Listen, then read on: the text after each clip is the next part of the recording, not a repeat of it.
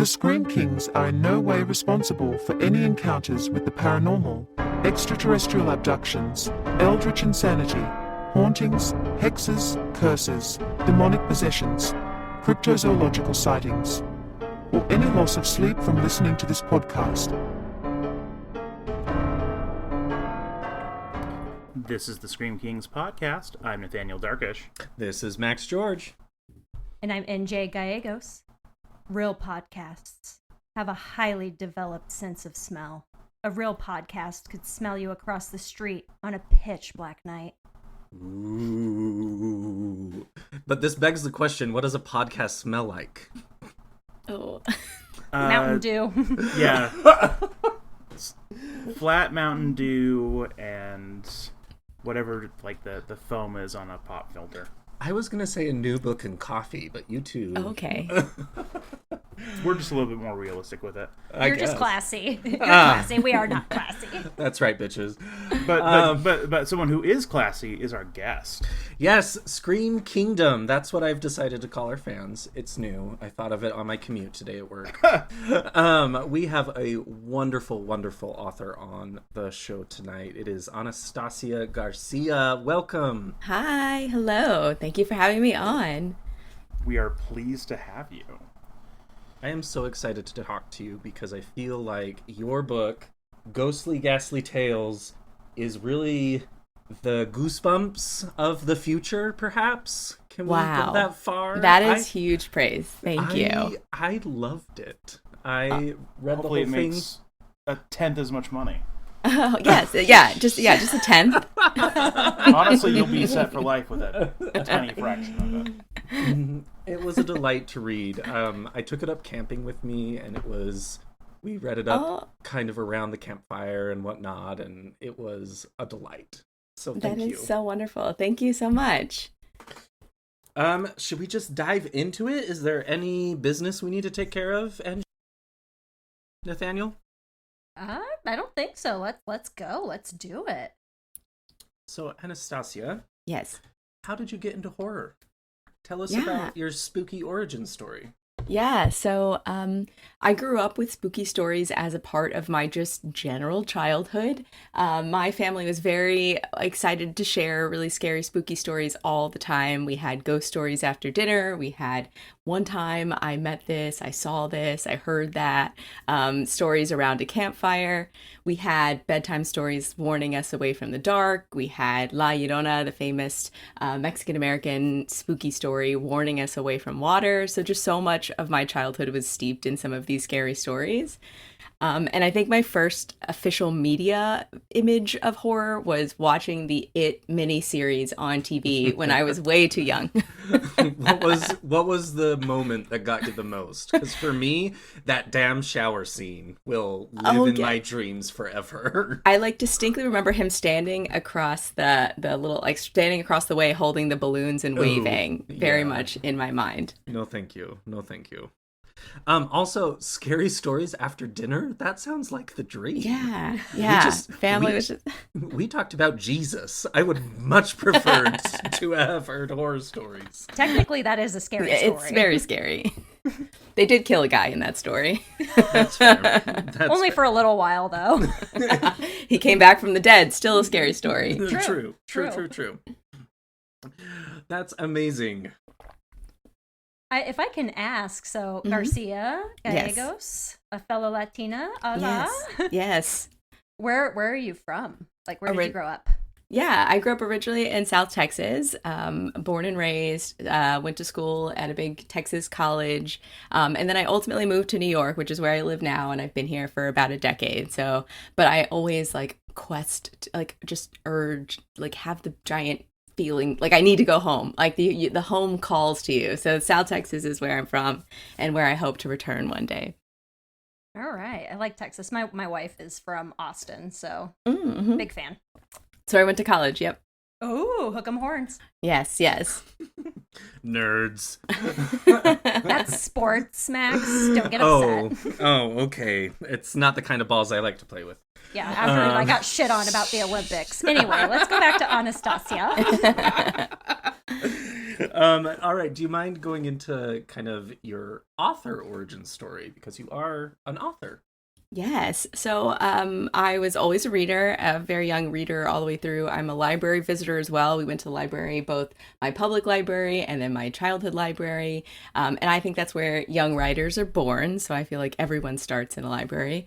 I actually was thinking about this very recently, like looking back at some like stuff I'd originally made, and I found my first folklore collection, which I actually like copied off the internet, printed on some books, bound with like Scotch tape and Sharpie. This is why we're into friends. a collection. That is amazing. Yeah, into a collection that I actually kept over the years. And I did that when I was in about 6th grade. So I was about 11 years old when I did that. And so we've made it. We've come a long way. And then I would say after that, in around 2020 is when I officially started writing and publishing. So I started writing short horror stories and putting them in print anthologies, online, in some podcasts. And that's kind of where the horror writing career began. Was it always something you wanted to do, or was it, 2020, the pandemic kind of forced us into a lot of hobbies that perhaps we were putting on hold? What was your motivation there? I guess you never think, it's never like a dream that you write down as like, this is what I want to be when I grow up. But I guess it was always there because reading scary stories, loving scary books, like making a folklore collection. Why did I do that for a school project? Because you're cool. Yeah, I wrote murder mystery screenplays for like my video tech class. Like there were just so many times where I was like, I can write that, I could do that. And so it kind of like, I guess you're right, around 2020 when everyone was sitting alone and thinking about what they really wanted to do with life, you kind of go, yeah, I could do that. Let's try it. And that's where it started. Thank God for COVID, because this was a great book. Thank you. It was all worth it. Yeah, all worth it. It totally wrecked my mental health, but it was totally great because it's totally worth it. Plus, we have creative people. Yeah, creative people out there like finally had a reckoning. Exactly.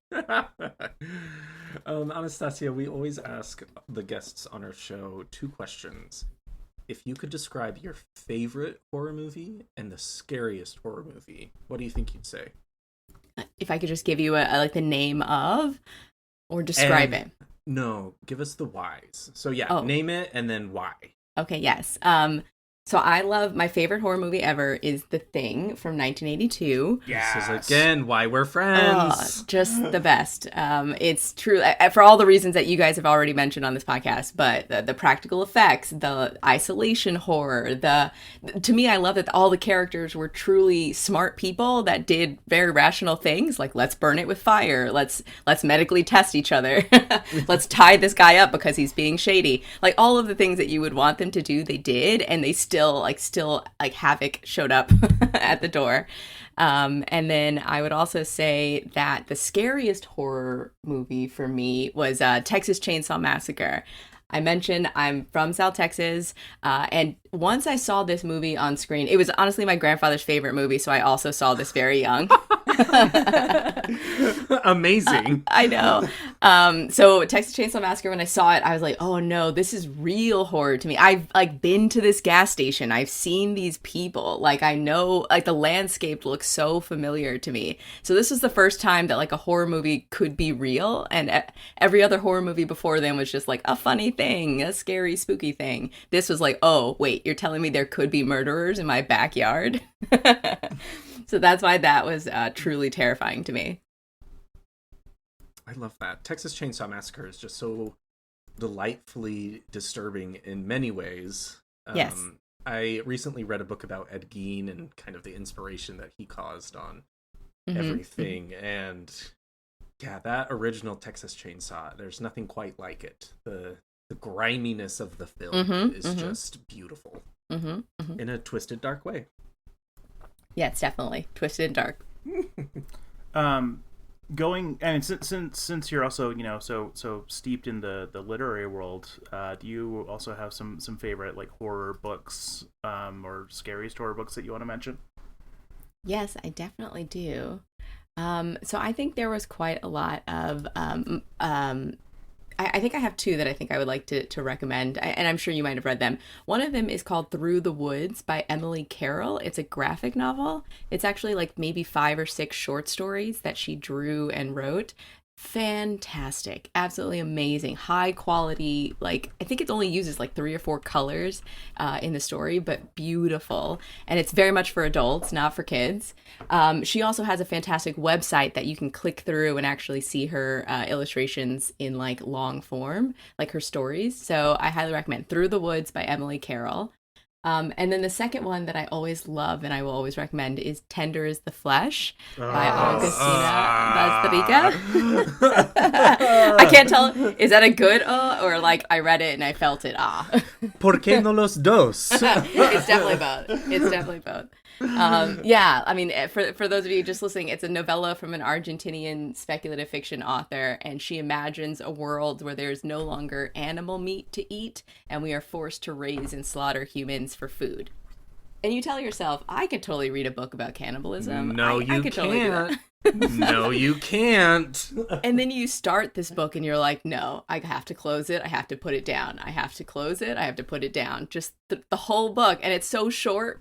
And then it wraps up so nice and neat. And I just absolutely loved it. It's sharp and it's vicious. So Tender is the Flesh. It's one of the few horror media that I've consumed where I had to tell myself, I need a break from this. Yes. Yes. And that is a hallmark of really good horror, I would say. You know, it's similar to Hereditary. The first time I watched that, I had to not watch horror for a few days because I was so spooked. Yeah, it really gets under your skin, like no pun intended, but like it really did. It makes you feel things. You could really sink your teeth into it. Yeah. A delicious really meaty story. Yeah, meaty. Oh, God. We're all going to hell. It's great. It's fine. I have VIP tickets. You are all invited. Yeah, no, that one messed me up. Okay, so, well, tell us about Ghastly Tales. Yes, so this is my first book. It is a collection of short horror stories for young readers, which are aged about 8 to 12, so that middle grade range. It's illustrated by the supremely amazing Teo Scaffa. And Holy cow. Yeah, Teo Scaffa, though. fantastic. Wow. The illustrations are fantastic, and then it's one of my favorite things. It's packaged in a glow in the dark hardcover. It has a bunch of illustrations in it, footnotes on horror history. So it's just a great little collection. Yeah, I realized that your publisher is Gibbs Smith, and they're like based like out of 2 minutes away from me. What? Oh, really? Yes, you should go visit. You should. I think they have a little store or a little shop.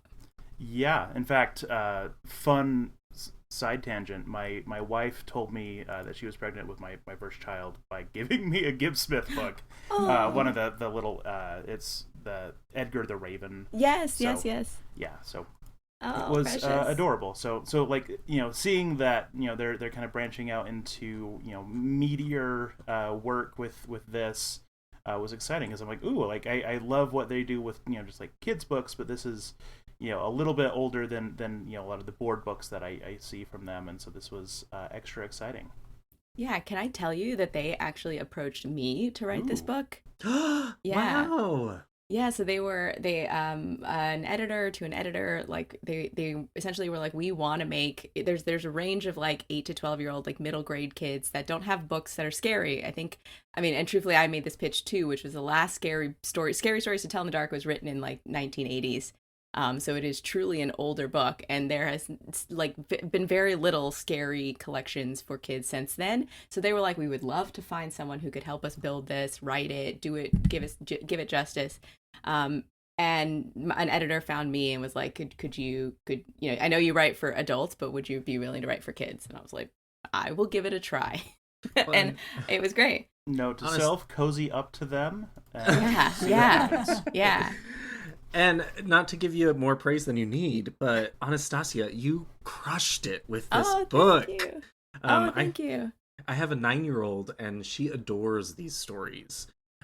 She loves scary things, and she'll tell anybody that she gets it from Dad, which I'm quite proud of. Oh.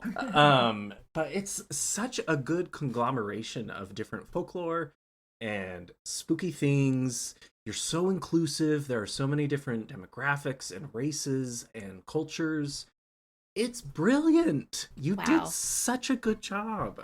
Thank you so much. That means so much. I told myself if I could give one kid nightmares, it would have been worth it. 100%. That's the goal in life. Always the goal.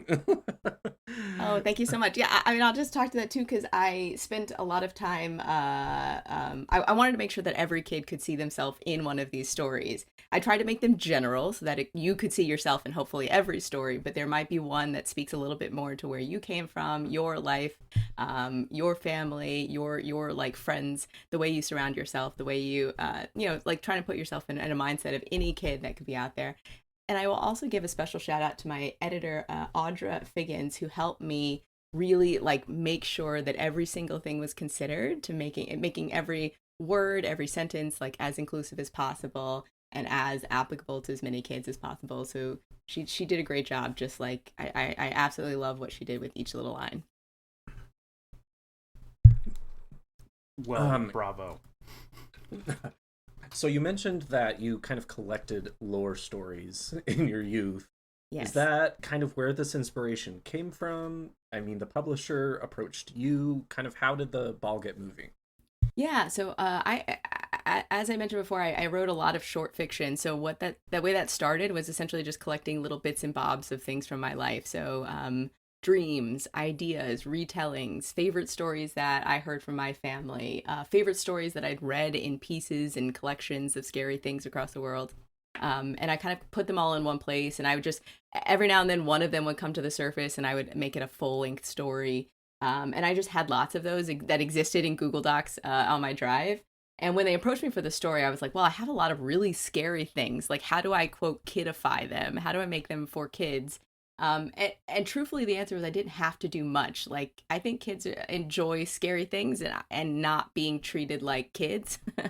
So some of the stuff I kept like very true to what I had written for adults, just like some small elements I adjusted to make it readable for kids. So there was quite a lot that I just collected from everywhere and just had such an amazing opportunity that I could not pass up to like, could I make 22 stories, finish them by a deadline? Yes, I will try. Well, you succeeded. Yeah. Where did you do most of your research? How did you get the stories, the lore? What I really loved about your book was at the end of each story, you had a little snippet about where the story came from. And then an appendix, so to speak, at the end of the book, which also was brilliant. I would have loved that as a kid, eating it up. Yes. How did you kind of do your research? Talk us through all those methods. Yeah, so it started, if you remember, Scary Stories to Tell in the Dark, the short story collection, and Short and Shivery, which was another scary story collection that came out in the 80s and 90s as well. These collections actually had footnotes in the back. Some of the stories from there were actually retellings, straight up retellings. Some of them were like, adjusted and changed and modified. But they had sources in the back of their books. And I was like, wait a minute, let me like dig through these first. And that started a maze of secondary sources. And from those secondary sources, I just like devoured them. I bought all of them. It was a stack of books that I had like a whole shelf on my catalog that was just scary things. And from there, I just devoured every story in there to try and like get inspiration for like some more some very specific, like let's say Japanese stories or Norwegian stories or Jamaican stories. So I was looking for some really good ones that I could sink my teeth into and actually elongate into an interesting, more contemporary story for kids nowadays. Yeah. Some of those books were like Legends of the City of Mexico, Kwaidan short stories and studies of strange things from Japan, Jamaican Anansi stories, Folktales of Norway, Sea and Land, an illustrated history of the wonderful and curious things of nature. Like so many of these stories, books I found and read. Some of them even like they only existed in digital PDF form on like archive websites. Like it was fully one of those microfiche moments in a scary movie where they're going back through old stuff. In your research, and this is kind of a popcorn question that I'm just curious about. Feel free to not answer, but is there a culture or area of the world that you think has the scariest stories above all else? Oh, that's good. In your research? Yeah. I mean, I'll start with Japan. Japan probably had it's completely on the other side of the world from where I'm from. So to me, a lot of the way they structure their stories, a lot of the morals of their stories are totally different and unique to me personally. But there were some things in Japanese stories that were really terrifying, like hair being such a I do mention it in the book with one of my stories. Yeah, hair... I did not like that in your book. Like hair has an element in stories. So when you see like ghosts with long hair, that was an element that was in there.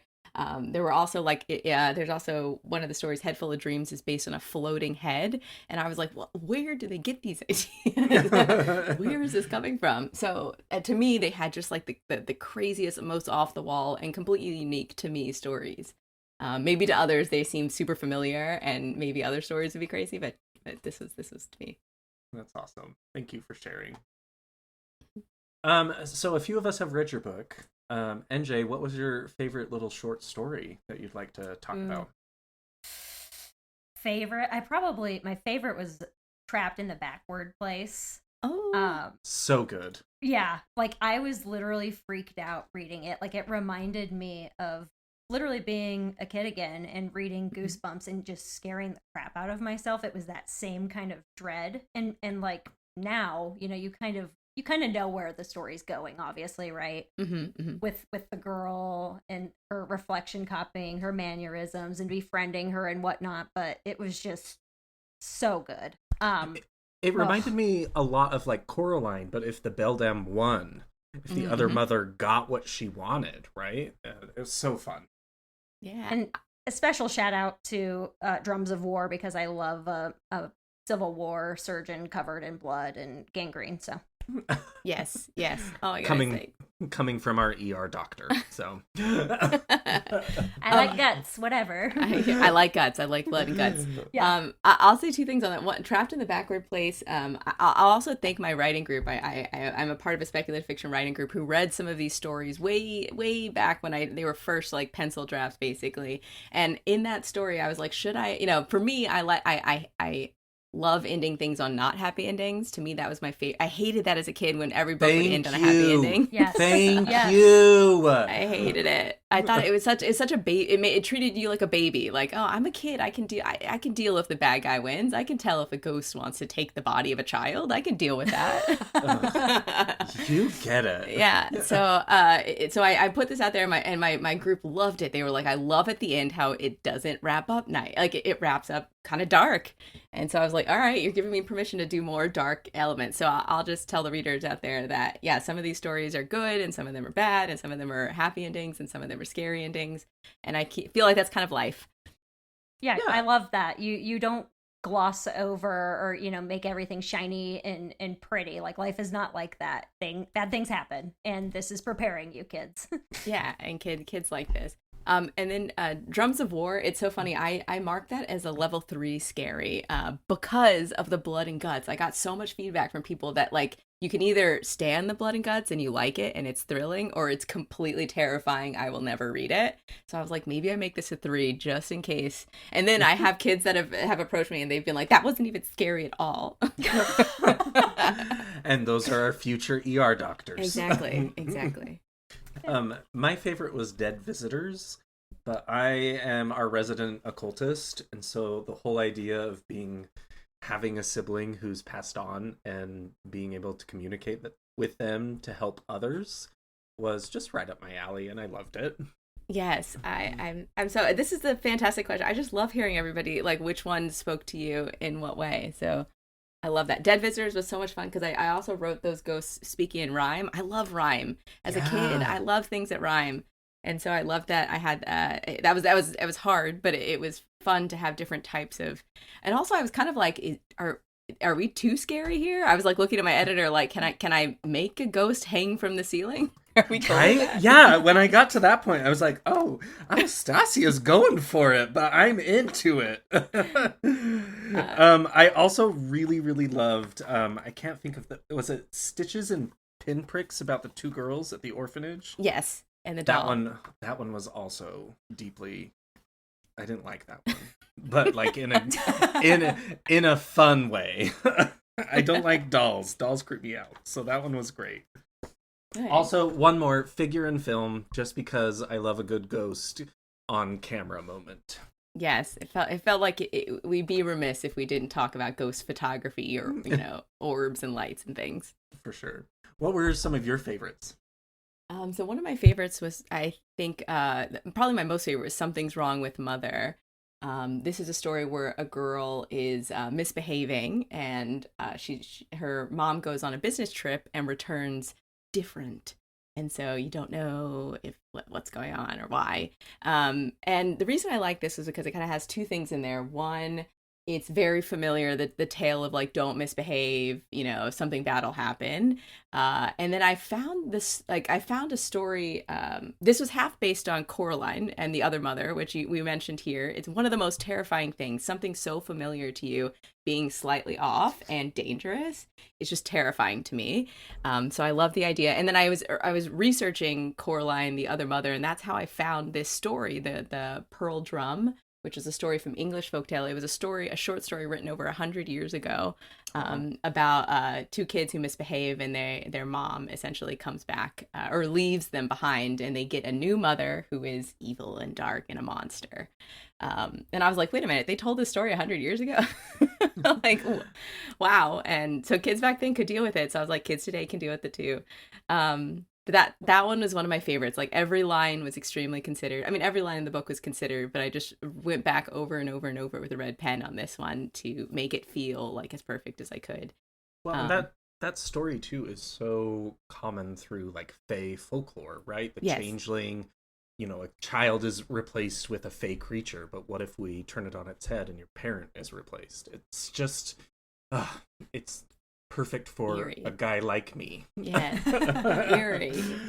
And then I like Sweet Treats in the book. Sweet Treats is based on a mysterious bakery shows up in a small town, and all the kids start eating and eating and eating the candy and all the goods from there. So it's more a story on don't be greedy. And the little grabby kids were the ones that realize that there's a special mysterious ingredient in the sweets. So love that, because I was watching a lot of Great British Baking Show right around this time. Oh, yes. I was like, I would love to write a story that's freaky. Was the special ingredient potion 86? Maybe it was.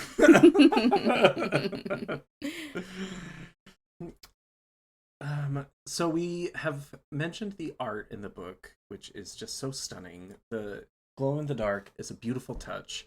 Can you give a shout out to your illustrator, but also to your social media so people listening can find you and hopefully buy your book? Buy this book, people. Yes. Scream Kingdom. It is an order from your Scream Kings. Buy this book. It's amazing. Yeah. So, the artwork comes from Teo Scaffa. Gibb Smith, you mentioned how amazing they are. Gibb Smith is a small publisher, and therefore they allowed me to be part of the illustration process a lot more than, let's say, other authors get when they send off a book to a publisher. They allowed me to submit illustrators that I liked.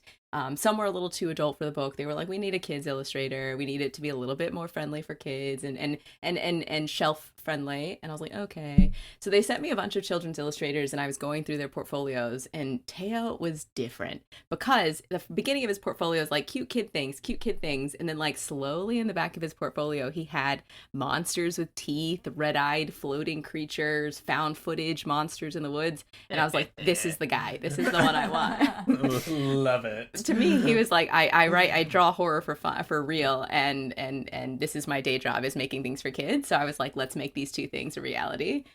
So for the story, I shared with him a mood board for each short story, and like a one-line synopsis, and like a double click on the characters and the locations that were specific to the space. And then when he sent back was almost basically this whole book. He sent back fully finished, like amazingly beautiful sketches. And all I had to do was say, like, maybe change the character a little bit, maybe add a little color here, and then boom, this was the whole book. So Teo Scaffa, you can find him on Instagram at Teo Scaffa. He's fantastic. He's amazing. If you write a book and want an amazing cover, this is what he'll give you. So, I mean, to be honest, I was wanting to reach out to him and maybe design a tattoo. I loved his art so much. Yes, truly amazing. Definitely ask. He might do it. I really want a Ouija board planchette on my foot, so we'll see. Yes, he might do it. He'll be fantastic. Okay. And then you can find me on anastasiawrites.com and at Instagram, Anastasia Writes. That's where I do most of my posting and most of my sharing. So you can see a little bit more behind the scenes of the book. I'm going to do a little deep dive on each of the stories. So that's where you can find me. The other thing I really liked about this is at the end of each story, you shared what culture this was from, where, originated, where it was written. And there was a lot of stuff I honestly had no idea about. Let me go to it. The one about the Chinese women, they had to, smuggle into the country. Like, I had no idea about that part of history. For real, though. That was really illuminating. What story was that? Yeah, I'm trying Trapped in the Backward Place. Yeah. So good. Yeah, I'm trying to think about how that originated. I found a story online that talked about, I think I put it in the notes in the book, but I found a story online about a haunted house that had that they'd used around that time period to smuggle essentially Chinese women into rooms of their house so that they could smuggle them around this time, which was very dangerous. And then a fire happened, burned down the house, and therefore left kind of these ghosts and their souls behind. It was a truly tragic story. And when I started digging deeper, I was trying to find the origin of the story. Where did it come from? How did I find this one random story online? Where did it come from? So while I was doing that, I stumbled upon some terrifying parts of American history that further prove that true life is weirder than fiction, right? Yep. And as I found these things, I was like, this is just as horrifying, I think, even more so than any story I could have dreamed up. And so I just wanted to put that in there as where did this come from? It came from real life. It came from history. It came from something that actually happened out there. The footnotes in the back of the book are exactly what I would have wanted as a little spooky child. So I hope this speaks to the little creeps out there that would read a story, want to know where it came from, and want to dive deeper and learn more. So the footnotes are more like a narrator, like somebody telling you these stories and giving you a little bit of context that makes it scary. And then the notes at the back and the bibliography at the back is for those kids who really want to dive in. So good. Anastasia, you really created lightning in a bottle, I would say. Thank you so much. So fun. Any other questions from NJ, Nathaniel, that you want to talk before we jump into our witchy movie? I'm good. Let's go. Let's do the movie. Witch, please. Oh boy. I've been waiting all episode to say that. Clearly. Nailed it. If you didn't catch on to our intro way back when, it's kind of a niche intro, but we are going to be talking about The Witches. 1990 film directed by Nicholas Roeg and written by Roald Dahl and Alan Scott. This movie has probably haunted and tormented many a millennial. I hope so. Oh, for sure. Nathaniel, do you want to give us a quick little summary about the film? Yes. Here, let me pull up some notes that way I'm actually getting the character names right. Sorry. 1 second. I watched it a few days ago and the character names have all left my head. Okay. So, The Witches. This is a film based on the novel of the same name by Roald Dahl. Basically, the idea is we have a little boy, his name is Luke, who is on vacation with his grandmother, and he, while on vacation, discovers that there is a whole conference of witches that want to eat children, essentially, that are all there to gather together. And one of my favorite things is that they are the Royal Society for the Prevention of Cruelty to Children. But yeah, so like the most powerful witch in the world, the Grand High Witch, is there, and it's basically like WitchCon, yes. right? Yeah, that's the vibe I was getting. Yes, and so at WitchCon, Luke meets like another little boy, Bruno. They're kind of sneaking around, and they kind of see the witches reveal themselves behind closed doors, and are turned into mice. And so then the two boys have to try as mice to deal with this situation. Luke is much more competent than Bruno, but yeah, Bruno's just there for the food. He's at WitchCon for the food. Honestly, yes. Same. I would be that. That food looked great. As much as I wanted to be the kid that murders the witches, I think I would have been Bruno. Just like I'm a mouse now. Let me live my life. Yeah, like I'm a mouse. Cheese. This is fine. Mom can deal. Yeah. And then ultimately using a witch's potion against them, the witches get turned into mice, and the little boys are triumphant. So let's kind of dive into some of the pros about this film, because there are so many. This is classic, iconic children's horror, but also such a good way to kind of move into the Halloween season. It's not Halloweeny in particular, but it's very spooky, very creepy, and we would be remiss if we did not mention right at the beginning Jim Henson. Holy fuck. Wow. Jim Henson did a lot to terrify children. He did this, The Dark Crystal, The Labyrinth. Like, he was just really focused on scaring us. The practical effects and the puppets in this were beyond comprehension.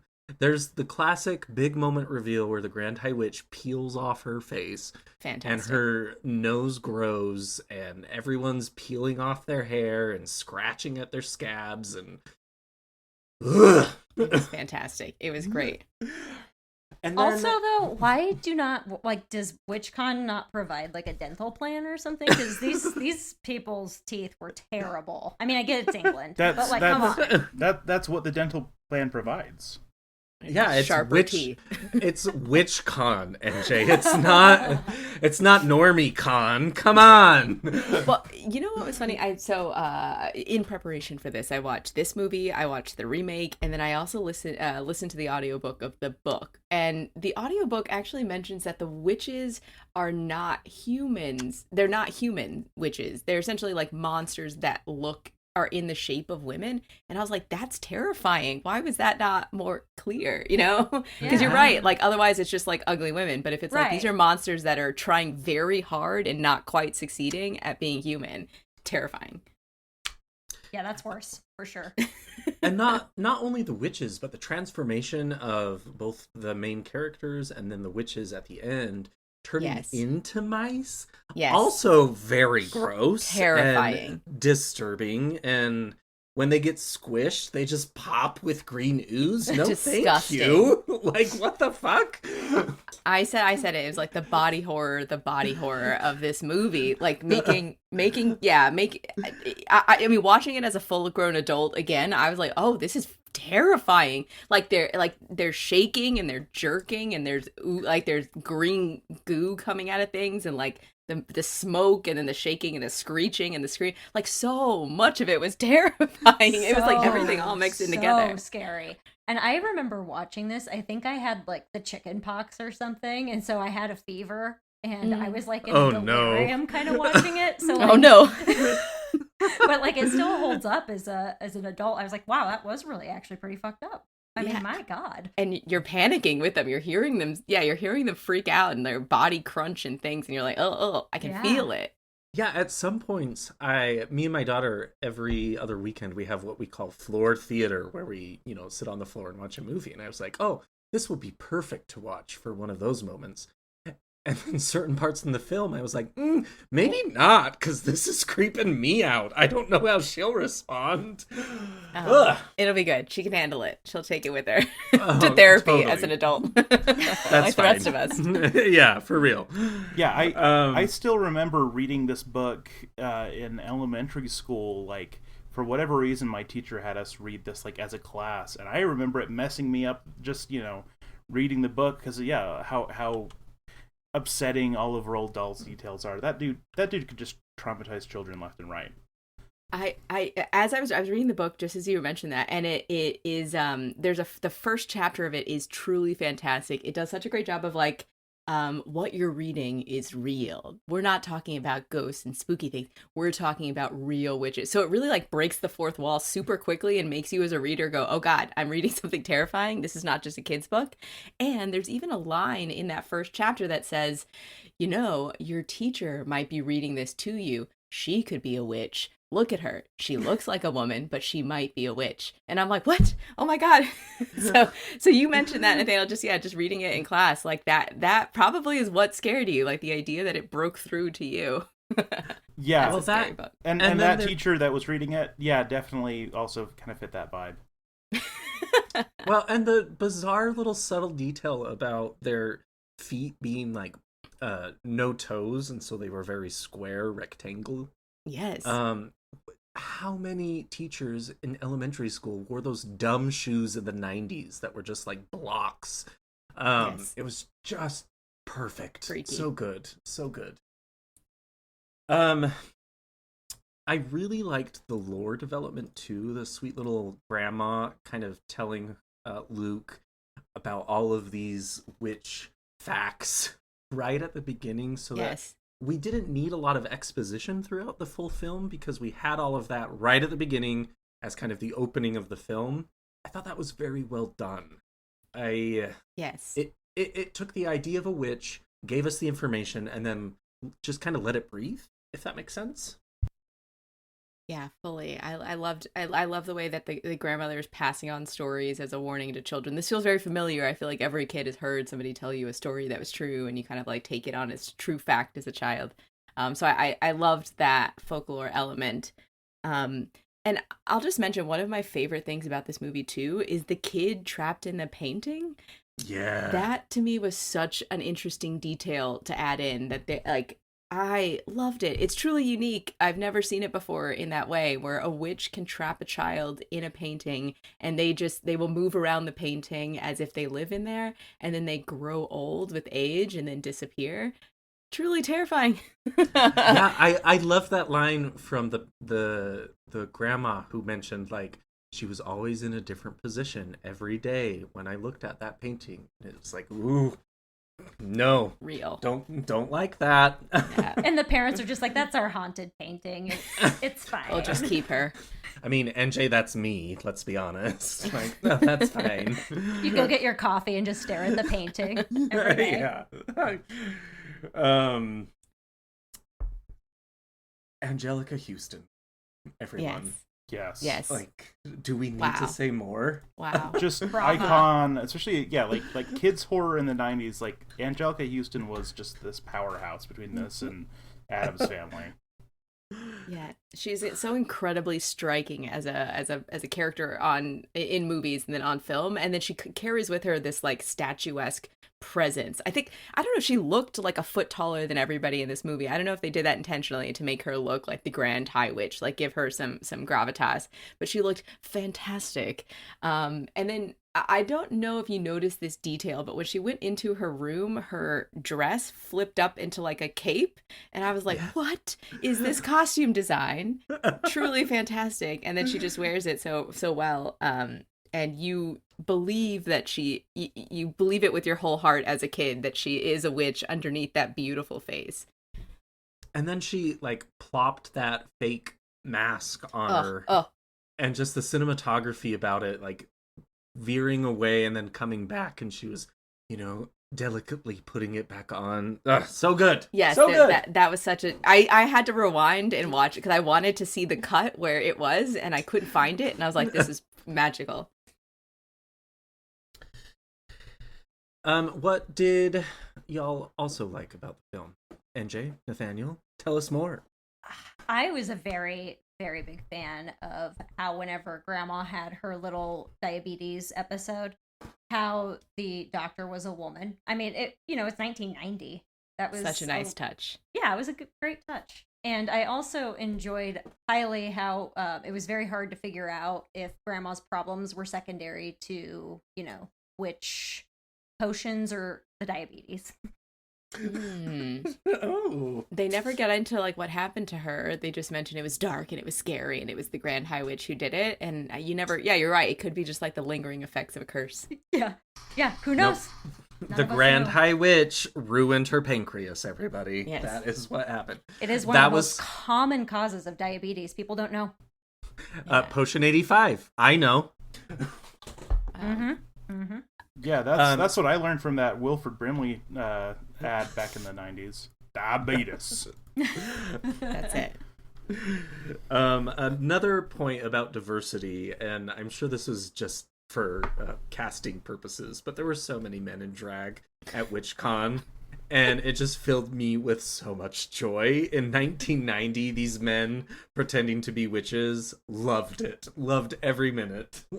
And they weren't ever like the main characters, they were in the background, so it kind of just made it like slightly off. Like you didn't quite catch it, but you were like, wait a minute, they didn't look quite, like old lady grandmothers like they were supposed to. Like it just gave you that feeling of something was slightly off. It was such a nice touch.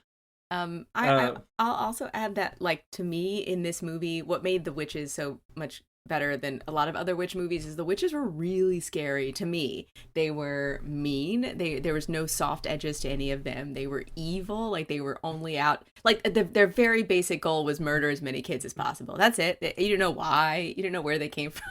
You didn't know what their angle was. Right? And Angelica at WitchCon was like, we're going to murder every child in England. That's the goal. That's the plan, y'all. And I have a plan. Here's how we're going to do it. And everyone's like, yeah! At the end, it was like, we're hitting our Q4 numbers. We're murdering every one of them. Yeah, God. Didn't you feel like she was kind of like a female Gru from Despicable Me, kind of? Yes, a little bit. Evil. Yeah. We're doing evil, guys. Yeah. But way better. Yes, way banana. More efficient. Yeah, they were also just like vile and grotesque. Like they would shriek and spit and burp and and they had like crunchy. I don't know. There was just like so much like audio in there as well that made it just like they were shrill. They shrieked. They squeaked when they became mice. Like there was just so much in there that made them like gross and like you wanted to keep them at arm's length. And I was like, love this. Love every thought that they took into doing that. And for me, one of the scariest witches was towards the beginning, the first one that Luke encounters with the black short hair, and she pulls out the snake. And she's at WitchCon, and just her acting and mannerisms, everything about her was just so unsettling. I did not like her. Yes. And then who just gives a kid a snake and is like, here, right. Do you want one? Lead with the chocolate. Hey, do you want some chocolate? And then switch to the snake. Then go to the snakes. Snake is the end. You end with the snake. Yeah, come on. Here's a snake, but also I have a Hershey's bar if you want. Prefer the chocolate, fine. Jesus. And then, I mean, we touched on the practical effects, but to me, like the mouse puppets intermixed with real trained mice just adds that layer of like, it's real. These are real. And you can suspend disbelief for a tiny bit when the little mouse mouths are moving, but it's more like they're coming. And then I would also say that the idea that at the very end, Mr. Bean was going to murder the mouse with a cleaver. Like, what was your plan, dude? Just chop mice in half as you could. Like, God, it was so gross. Absolutely, Mr. Bean with a cleaver is the most scary thing in this entire film. And then I think the green squish explosion for me of like when the Grand High Witch, like the mouse shows up and the first thing she does is squish it with full force of her pointed toe shoe and then just blah. And it doesn't just squish. It's like a real nasty zit where it pops. Yes, squish. It was grotesque. Amazing. Yeah, so good. Another thing I really like about this, and this is just kind of going back to like the kinds of stories I loved as a kid, was just, like the fact that we do get to see, kids getting turned into animals, and get to have to solve problems, like as little mice running around, like anything like that. Like I loved some like stories about mice or kids getting turned into mice or anything of that ilk. Yeah, just like there's just something about being a kid and reading Mouse and the Motorcycle or this or whatever that really just just pops. Yeah, literally, yeah. Gross. Anything else we want to discuss about the pros of this movie? Okay, let's move on, everybody. Cons. Let's talk about some things that maybe the movie didn't do so well, or things that kind of rubbed us the wrong way. I want to start with a question. Why is everyone in this damn hotel so deathly afraid of mice? Yeah, that you could feel their fear through the screen because they're screaming at the top of their lungs and they're grabbing things and climbing stuff and like such a visceral reaction. Like I get that there are phobias to mice, but everyone, yeah. The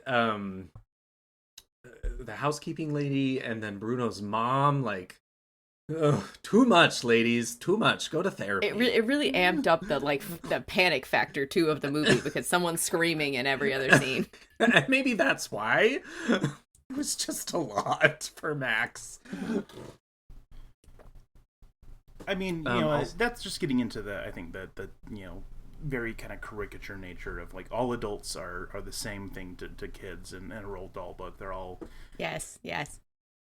Sure, I didn't like it. We're talking about cons, Nathaniel. I'm just saying it makes it more Roald Dahl. What else did we not like?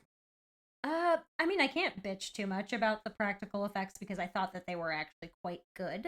But some of them, like the purple laser eyes, when she's like, come on. Yeah. And then whenever, speaking of people, using cleavers and knives to kill mice, the cook gets Luke's tail. Like, it just looked like a little, like, here's some ketchup and, like, a spaghetti noodle. I was like, come on. Yeah. But truthfully, like, it was very little. But, like, even truthfully, like, in scary movies or kid movies, they didn't even do that, usually. They would just be like, oh, they're all safe, everything's fine. That's the idea true. That, like, even a tail getting chopped off was like, oh my god, is he dead? As a kid, and then you're like, oh, he's fine, it's just the tip of his tail. Like the screen would suddenly show, like, someone's reaction, and then it would go back, and the tail would already be off. Right. Something that I kind of experienced was the momentum as an adult really kind of died down after the big witch reveal at WitchCon, and then picked up, of course, when the witches were all drinking the poison soup. It kind of lost the magic for me a little bit. I can understand, though, this is a children's horror movie. Of course, they want to kind of intermix it with this adventure. But on my rewatch, I was just like, I don't really care. I want to see more of the witches. Yeah, you actually brought up something interesting. How did they pitch this movie? Like, what was the descriptor? They were just like, child's horror movie with witches. Are we cool with that, everybody? We're going to put a lot of money behind it. I mean, they probably just showed on a board, this is how much Willy Wonka made. Yeah. And then just looked at the studio. Hey, producers, here we go. Witches, mice, children. Boom. All Let's trying go. to get murdered. We're going to turn them into mice. Yeah. I would say I wish that there was more to the Grand High Witch's story. I get that, like, this was written a while back, and so they had to kind of, like, quietly simplify a lot of the, like, lore and the extra. But, like, I wish there were more clues that they gave to us on who she was, how she gained her powers, how she's the one Grand High Witch. Because, like, she has that funny little voice. She has this, like, super, like, electrifying power that can burn someone to ash. What they did show was, I don't know, when he's, like, running through her room, she's, like, he runs across her vanity table. And I had to pause because there were so many little touches in there that were interesting. Like, her face powder was in a bug-shaped vase. She had like weird little like combs and brushes and things, and I was like, those look interesting. That looks neat. Why does she have like great Louis Vuitton classic furniture, like luggage?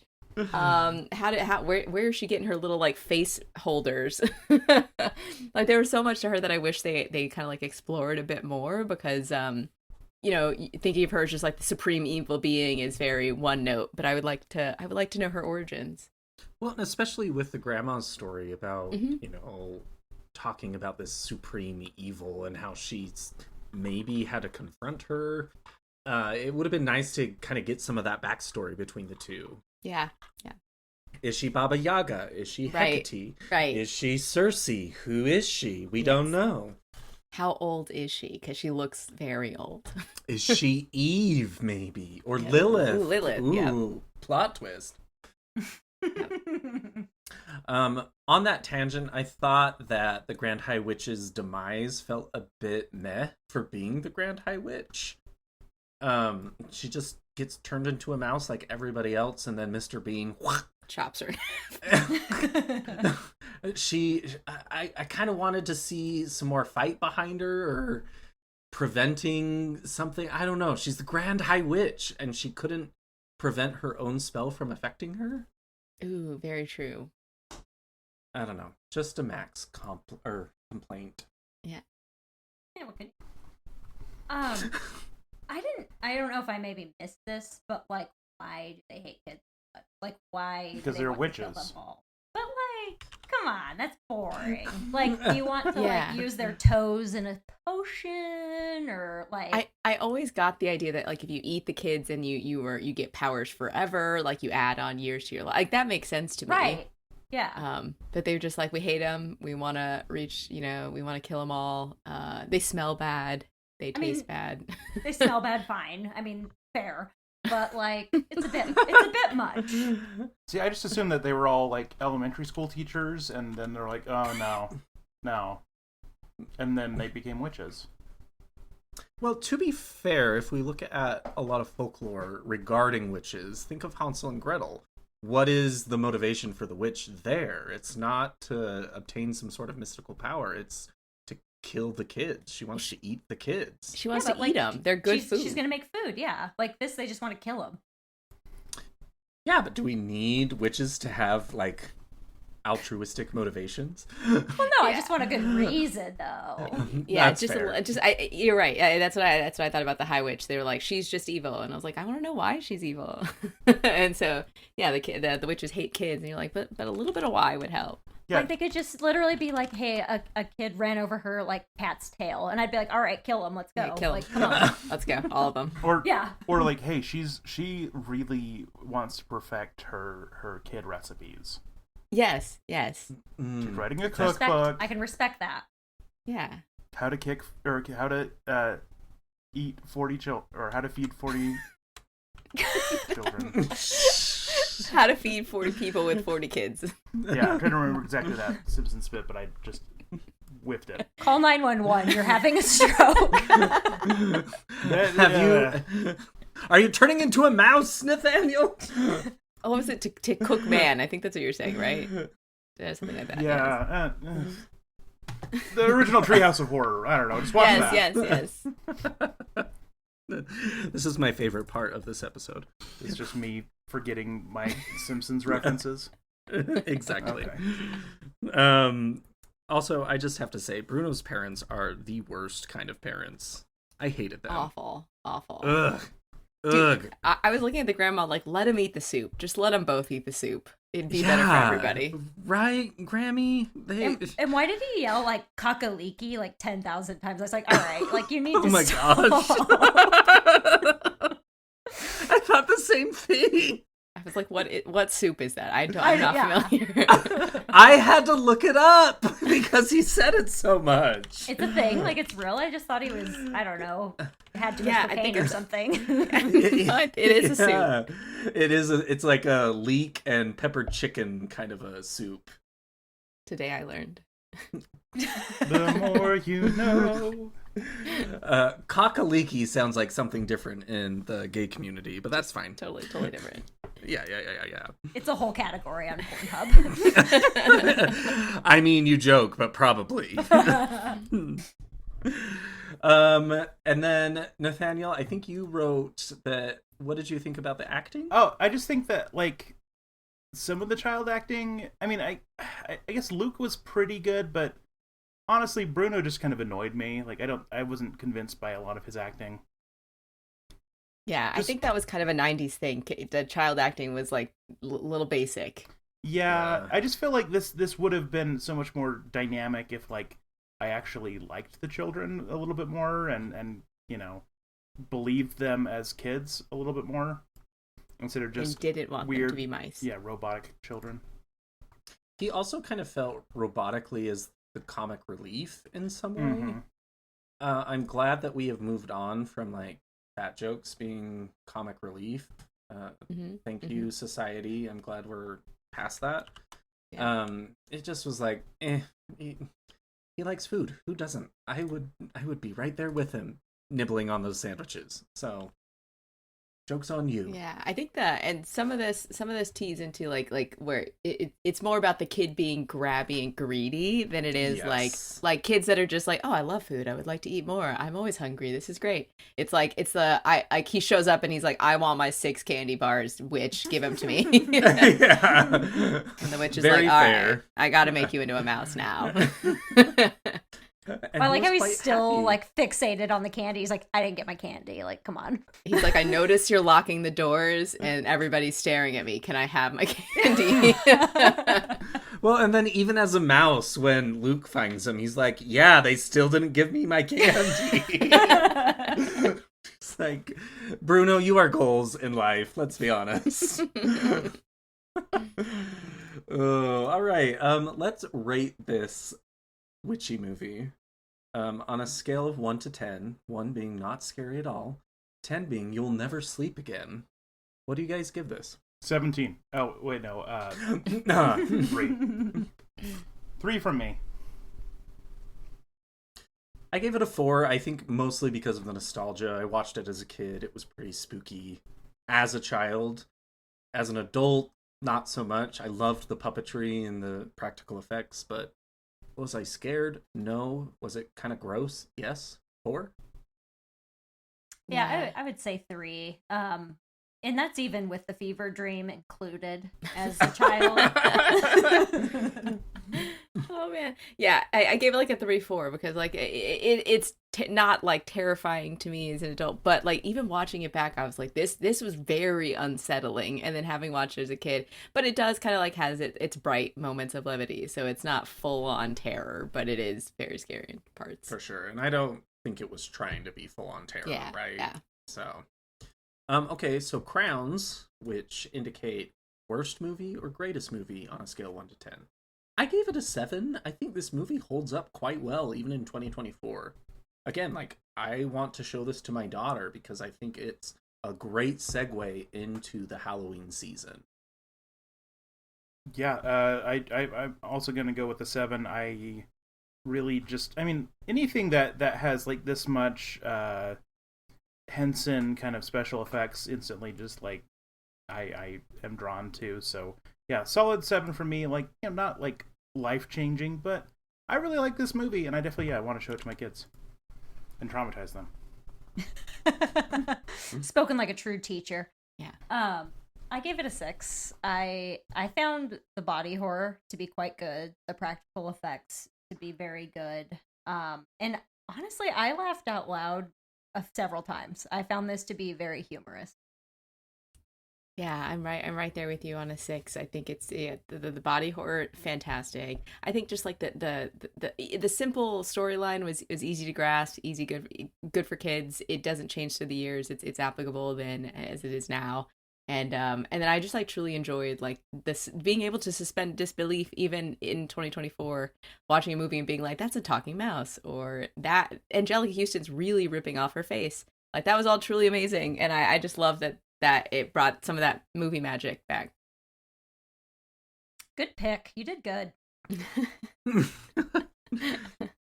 Real quick before we move into how we're staying spooky, what other horror media scared you as kids? I'm curious.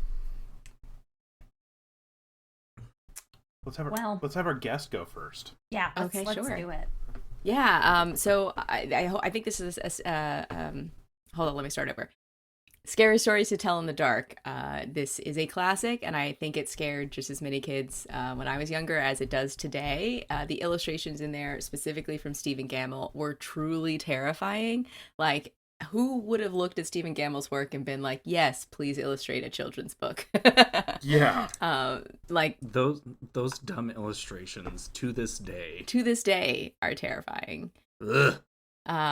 And similarly, there was another collection less popular called Mostly Ghastly Tales that I loved, and it also had somewhat like ink-ish illustrations in it that were truly terrifying. And then the Goosebump cover art by Tim Jacobus. The stories, I didn't love Goosebumps as a kid. I thought it was always for kids. But the artwork was terrifying, and I just kind of like have them as collector's items nowadays because I just love the art. So scary art, spooky art was really what got to me. Fair. Nathaniel? Well, also, Scary Stories to Tell in the Dark art, like, man, I remember just, like, seeing other kids reading those books and just being terrified of the covers, and then I, like, read them and they weren't actually that bad, but yeah, the covers just were, like, constant trauma. Yes. I also was weirdly freaked out by the second Animorphs book. Yep. Yeah, there's like a yes, I remember pretty intense description of the Yeerks, getting into someone's brain, and that really got to me. And then I saw like someone playing Resident Evil 1. I was like at a friend's house, and he's like, "Oh, here, let me show you this game." And it was the original Resident Evil.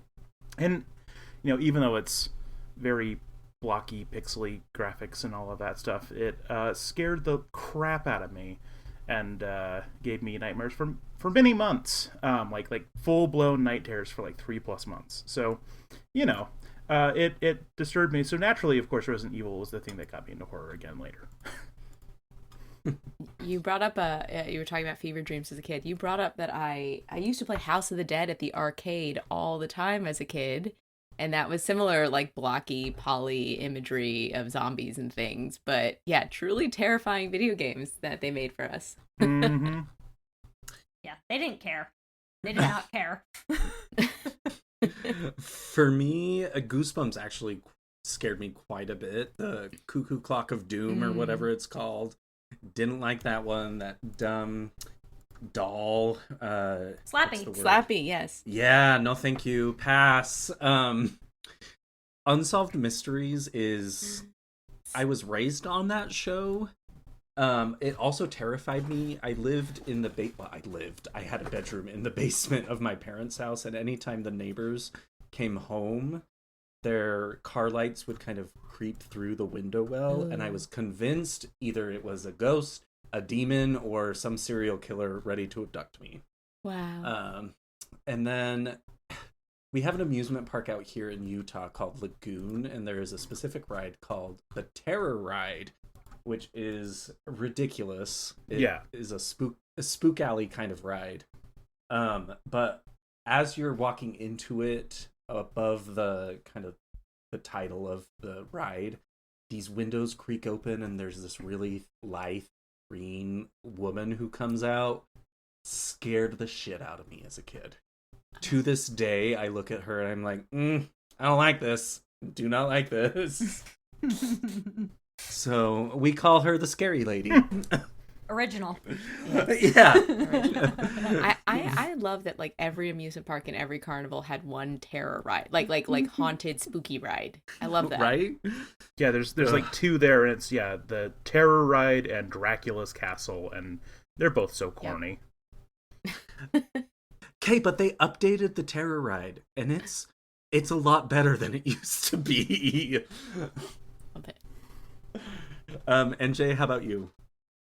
I would say The Secret of Nim really messed me up. I love that book. The owl. Yeah, the book is great. And then the owl? The owl in that? Yeah. Ugh. And I was convinced that any time anybody got pneumonia, they were going to die. So, like, whenever I started medical school and I was like, wait, people are dying of pneumonia and having to move during the harvesting season? What? But really, any Don Bluth movie is pretty messed up, if you think about it. True. That's true. The Shadow Temple from The Legend of Zelda Ocarina of Time and Bongo Bongo, he is terrifying. This is why we're friends. I love you so much. Yeah. The Redeads and the what are they called? Like wall masters, like the dead hand things. Oh man, those so also good. just messed me up. Those are also deeply ingrained in my childhood. Yeah, terror. Messed up, awful. And then for some reason, my mom started this Christmas tradition where we would watch Gremlins, which is fair because that is a Christmas movie. Fair. And then Santa just dying in the chimneys. Totally fine. Loved that. Loved that. But we followed that up with Arachnophobia. And she's like, no, we're watching Arachnophobia. And I still am, I try to be very Buddhist, like, oh, we're not going to harm any creatures that live. But I see a spider and I just lose my shit. I cannot help it. I have vivid memories of me and my older sister waking up right at the beginning of a Saturday morning and thinking we could watch cartoons or we could scare the shit out of ourselves with Arachnophobia. Let's do Arachnophobia. Good choice. Oh, iconic movie. All right, moving on. How are we all staying spooky? Who wants to start? I will go. Okay. All right. So I just finished this book called The Body Harvest by Michael J. Seidlinger. And it's about two people that are virus chasers, so they don't feel normal unless they're sick. So they're constantly seeking out, new ways to get ill, like pilfering needles from the urgent care and shooting each other up with them and whatnot. And it was just very good, infection body horror, which I highly enjoyed. Yeah, that one just gave me the ick. Yeah, I loved it. I love germs. They're so good. Even though I'm germophobic, I like them. And then we're almost done with Dahmer Monster, the Jeffrey Dahmer story, the one that Evan Peters is in, and he acts the hell out of him. Oh my god. What are your thoughts about it? Because I finished it and the Ryan Murphy really tried to project this idea that they were going to focus on the victims of the story. Yeah, no. And right? I think Evan Peters did a phenomenal job. He terrified me when he put in those yellow contacts, which Jeffrey Dahmer really did, and just stared into the camera. I didn't like that. I found it. I thought it was kind of long-winded. I think they could have probably cut quite a bit out and still had it be very cohesive. And then as a lesbian, I'm like, is Evan Peters as Jeffrey Dahmer kind of hot, or am I is this wrong? What's going on? I need to talk to somebody. A lot of conflicting feelings. Yeah. Girl, try being gay. Try being gay. I started watching the next series in Monster about the two brothers who kill their parents. Oh, the Menendez. That's on my yes. list. Yeah.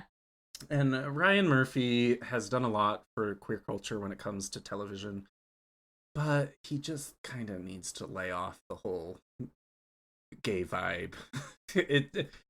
I don't know. We can discuss this at a later time. Yeah, I'm gonna say I think Ryan Murphy should just lay off making television. I think he does good stuff. Sure, that's what that word means. Ooh. Well, Nathaniel, as a queer person, it's good to see some representation. It's not always great, but it's good to have. Oh no, I and that's definitely not my problem. It's just that I think his storytelling is very exploitative. Agreed. I would agree with that. Yeah. Okay, sorry, tangent. Nathaniel, how are you staying spooky? I am staying spooky by teaching a horror literature class. I'm so jealous. I want to be a student. This is amazing. Yes. This is at the high school that I teach at. They let me do a horror lit class. And so it's been tons of fun. And so kind of starting out, we were mostly talking about things like, folklore roots for a lot of these stories, and how much of it was oral storytelling and all of that. And then it's kind of, morphed into talking about Gothic literature, and it's just so much fun because I get to do just insane things like I had a couple of days where we were looking at penny dreadfuls, and reading excerpts from String of Pearls, which is like the origin for Sweeney Todd, or Varney the Vampire, or just a whole bunch of these like really lurid, insane stories. And I had students who made art based on Poe stories as we were reading different Poe stories. And had some like really, really cool like watercolors done of like the black cat. Like there's like a little black cat sitting on a gallows that one student did that just blew my mind. And like right now we're doing Dracula, and so about an hour of class time is Dracula, and then that leaves about 20 minutes. And so during those 20 minutes, I feel that by telling them like a new piece of like horror folklore, like about vampires every day. So like kind of talking about different cultures or different stories. And so one day I showed them some Hong Kong cinema of the Jiangxi, Chinese hopping vampires getting fought by Taoist priests in the Mr. Vampire series. And the next day I'm talking about the Vrika Lakis from Greece, and how a lot of them are like kind of pranksters, and it's great. It's like some of the funnest I've one of the funnest teaching experiences that I have, and so I'm just always coming up with new insane things to teach them, and it's gonna be cool because I'm gonna go up through.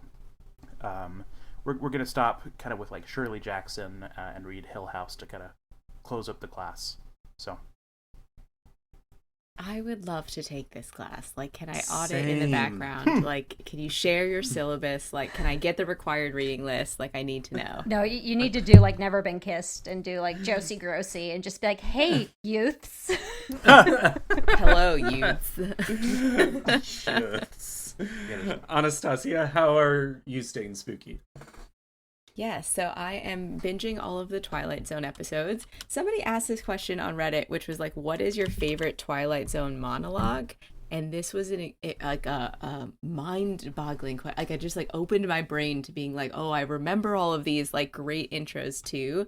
So I wanted to watch all of them all over again and get a sense of like which one might be my favorite.